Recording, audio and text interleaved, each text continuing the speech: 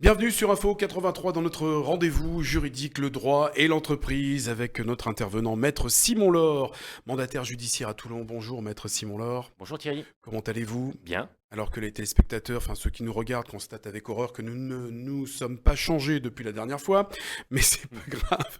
Là, je vais révéler un petit secret. C'est vrai que les rubriques sont enregistrées les unes derrière les autres. Voilà. Donc, on est sur la conséquence ou les conséquences d'une liquidation judiciaire. C'est le thème que nous allons aborder avec différents points et différentes questions qui ont été posées à questions au singulier ou au pluriel @info83.fr. Qu'est-ce qu'une liquidation judiciaire, pardon, Maître Simon Laure, tout d'abord? Oui, revenons aux fondamentaux. L'entreprise est en difficulté, elle est dans l'impossibilité de payer son passif, elle fait appel au tribunal de commerce ou au tribunal judiciaire et le tribunal ouvre une procédure qu'on appelle une procédure collective avec, dans cette procédure collective, plusieurs stades. Le stade où on espère pouvoir sauver l'entreprise, qui est la sauvegarde, le redressement judiciaire, et malheureusement le stade où il n'y a plus d'issue possible, et ça s'appelle la liquidation judiciaire. Et donc, quand c'est la liquidation judiciaire, c'est malheureusement La fin. la fin. C'est la fin. Que devient l'entreprise, alors justement, qui est en liquidation, qui est liquidée? Alors, l'entreprise qui est liquidée, le but quand même pour le tribunal et les organes qui sont chargés de cette liquidation C'est de judiciaire, sauver. c'est de sauver. Hmm. Alors, sauver l'entreprise, c'est faire une cession d'entreprise, sauver surtout les emplois, sauver la pérennité de l'activité et sauver un petit peu les créanciers. Mais liquidation judiciaire veut quand même dire à un moment donné arrêt de l'activité, arrêt de l'entreprise s'il n'y a pas eu de cession au préalable. Alors, dans ce cas-là, liquidation de l'entreprise, qui va s'occuper des salariés? Puisque vous parliez des salariés qui sont, eux, en activité jusqu'à la liquidation. Oui, alors les salariés, c'est un cas difficile pour eux parce qu'à partir du moment où la liquidation judiciaire est prononcée et qu'il n'y a pas de repreneur de suite, ça va être le licenciement économique. Donc le liquidateur qui va être désigné par le tribunal va être chargé de procéder au licenciement économique de ce personnel avec l'entretien préalable, la remise des possibilités de reclassement pour le salarié et ensuite il sera pris en charge par un organisme, par une assurance de garantie des salaires. Si on remonte dans le temps en arrière, ça a été inventé suite aux différentes liquidations judiciaires qui ont eu lieu et surtout la liquidation judiciaire de l'IP. Mhm. Et à ce moment-là a été créée l'assurance de garantie des salaires qu'on appelle l'AGS. Et cette assurance de garantie des salaires va permettre au liquidateur de régler le salarié sur toutes les sommes qui lui sont dues, que ce soit les derniers salaires, l'indemnité de congé payé, le préavis et le licenciement. Oui, puisque l'entreprise en question qui est liquidée est supposée ne plus avoir de trésorerie et ne plus pouvoir payer, hein. Justement, qui peut se porter acquéreur, puisque vous parlez de repreneur tout à l'heure, qui peut se porter acquéreur des actifs de l'entreprise? Parce que ça, c'est encore possible avant qu'elle soit, même si elle est liquidée, hein. Oui, en fait, il faut pour le liquidateur et pour le tribunal essayer de réaliser les actifs de l'entreprise. À ce titre-là, tout le monde peut se porter acquéreur, dans le principe. Les salariés aussi. Les salariés aussi.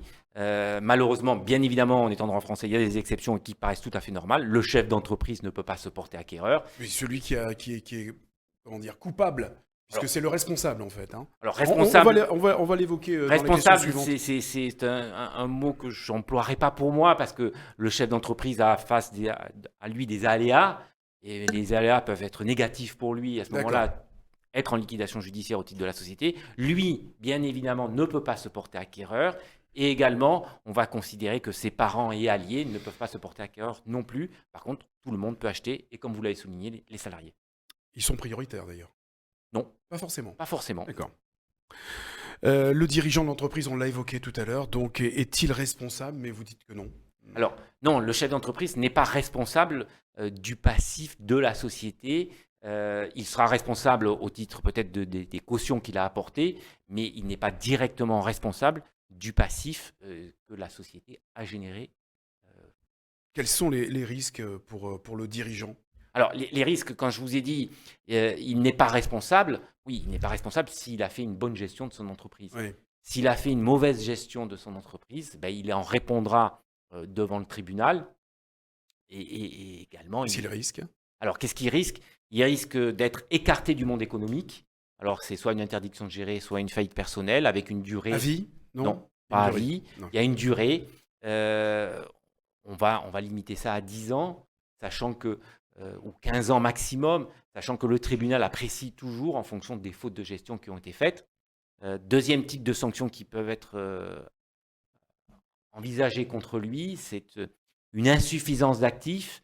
À ce moment-là, on va lui demander de contribuer à l'insuffisance d'actifs que la société a générée. C'est-à-dire? C'est-à-dire que si vous avez un passif de 200 000 euros, on va lui dire payez Passif, c'est les dettes. les dettes. Voilà. Les dettes par rapport toujours à l'actif qu'on a réalisé. Donc, c'est une D'accord. soustraction. Et par rapport à ce montant-là, on va pouvoir lui dire vous payez 10, 20, 30, 40% du passif que la structure a généré. La responsabilité, en tout cas du chef d'entreprise, elle peut aller au-delà de la liquidation Malheureusement, en ce oui. cas de figure. Malheureusement, oui, mais le but du tribunal, c'est quand même de permettre à tous les autres entrepreneurs individuels de ne pas être confrontés avec l'entrepreneur défaillant du fait de sa gestion et du fait de sa mauvaise gestion surtout. Merci de cet éclairage, merci pour toutes ces réponses, maître Simon Laure, mandataire judiciaire à Toulon. On se retrouve bientôt sur Info 83 pour cette rubrique juridique, droit et l'entreprise. Merci, maître Simon Laure. Merci Thierry, et à une prochaine.